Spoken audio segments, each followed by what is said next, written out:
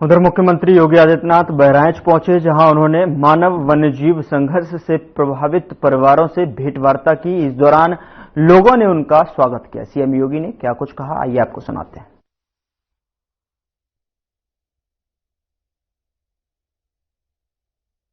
बहराइच जनपद के इस महसी विधानसभा क्षेत्र के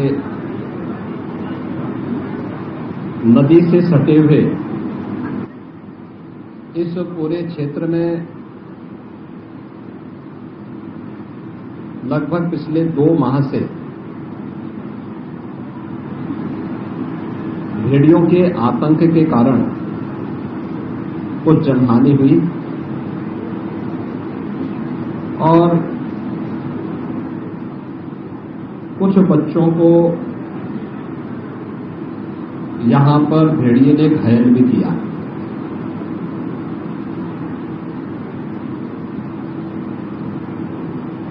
यहां की सूचना के बारे में जब पहली बार यहां के जनप्रतिनिधियों ने मुझे अवगत कराया था, तो मैंने प्रशासन को इसके बारे में एक अभियान चलाने के लिए तत्काल निर्देश दिया था। इसके उपरांत वन मंत्री को और वन विभाग के अन्य अधिकारियों को भी अतिरिक्त टीम के साथ यहां पे भेजा गया था। पिछले 2 महीने में इस क्षेत्र में 8 जनहानि देखने को मिली, जो 20 से 25 किलोमीटर के दायरे में ये हुआ है।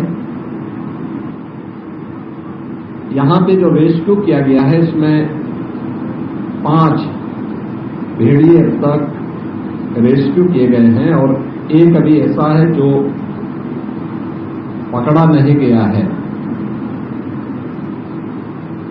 ये चीजें देखी गई हैं कि जो अचानक इस सीजन में उन क्षेत्रों में जो जंगली जानवरों की दृष्टि से संवेदनशील होता है, इस प्रकार की घटनाएं अक्सर प्रकाश में आती हैं जब जिन क्षेत्रों में ये जंगली जानवर रहते हैं वहां पर पानी घुस आता है। तो ये अन्य स्थलों की ओर प्रस्थान करते हैं और शिकार की तलाश में कभी कभी यह मानव बस्ती के नजदीक आते हैं।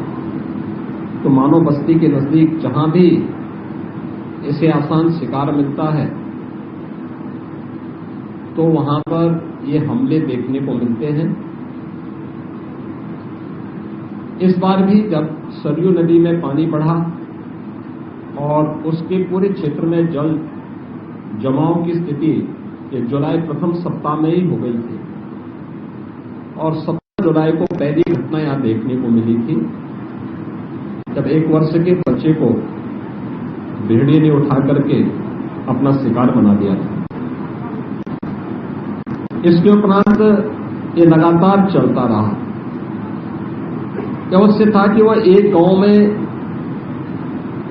बार बार हमला नहीं करता है, अलग अलग गांवों को उसने निशाना बनाया है और हमले का दायरा भी एक गैप रहा है 4 से 5 दिन का। 1 सितंबर को अंतिम घटना घटित हुई थी और आज 15 सितंबर है। इस दौरान जनहानि होने की कोई शिकायत, कोई भी सूचना नहीं है। 2 और 3 सितंबर को एक बच्चे पर हमला किया था।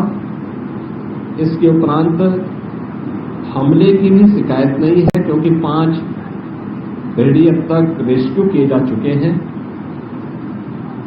इसके अलावा यहां पर एक के लिए हमारी यहां पर 165 की टीम वन विभाग की यहां पर है, जो उन्हें हर प्रकार से पहली प्राथमिकता है कि भेड़ियों को रेस्क्यू किया जाए। थर्मल ड्रोन भी यहां पर 4 लगाए गए हैं और ये प्रयास है कि किसी भी स्थिति में रेस्क्यू हो, लेकिन अगर वह जिस रूप में हिंसक है, जनहानि कहीं करता हुआ दिखाई देता तो उससे पहले कि जनहानि करे तो उसको शूट करने के भी आदेश दिए गए हैं। लेकिन ये अंतिम विकल्प है, इससे पहले तमाम अन्य विकल्पों पर भी कार्य किया जा रहा है। स्थानीय स्तर पर जनप्रतिनिधियों का, जिला प्रशासन, पुलिस प्रशासन, वन विभाग की टीम ने बेहतर समन्वय से इस परिस्थिति का सामना किया है और आम जनमानस के मन में एक विश्वास पैदा किया है। आज उन सभी पीड़ितों से मैं मिलने के लिए स्वयं भी यहां आया हूं और क्या आगे की रणनीति है वन विभाग की और प्रशासन की, इस पर भी आगे विचार किया गया है। हमारी सरकार ने मानव वन्य जीव संघर्ष को आपदा की श्रेणी में रखा है और इसलिए अगर कोई भी जनहानि होती है तो उसमें हम पीड़ित परिवार को तत्काल 5 लाख रुपए की सहायता उपलब्ध करवाते हैं, क्योंकि जिन लोगों को घायल किया गया है तो रेबीज का इन्फेक्शन न हो, इसके लिए एंटी रेबीज वैनम भी उन लोगों को उपलब्ध करवाई गई है। उन बच्चों को या उन लोगों को उपलब्ध करवा दिया गया है जो लोग अब तक इस प्रकार के जंगली जानवरों के हमले से घायल हुए हैं। हम लोगों ने पहले यहां पे प्रशासन को निर्देश दिए हैं। यद्यपि प्रदेश में अब तक हम लोग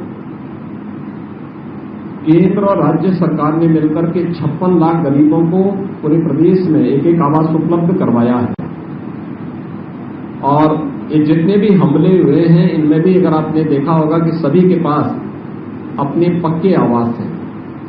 हाँ, कुछ लोग हैं जो गर्मी के कारण या किन्हीं अन्य कारणों से घर के बाहर सोते हैं इस सीजन में, तो उसी में जंगली जानवर को एक अवसर मिलता है। कुछ लोगों ने अपने घरों पे दरवाजे नहीं लगाए थे तो उनको वहां पर दूसरे मत से या कन्वर्जन के माध्यम से दरवाजा लगाने की व्यवस्था की गई।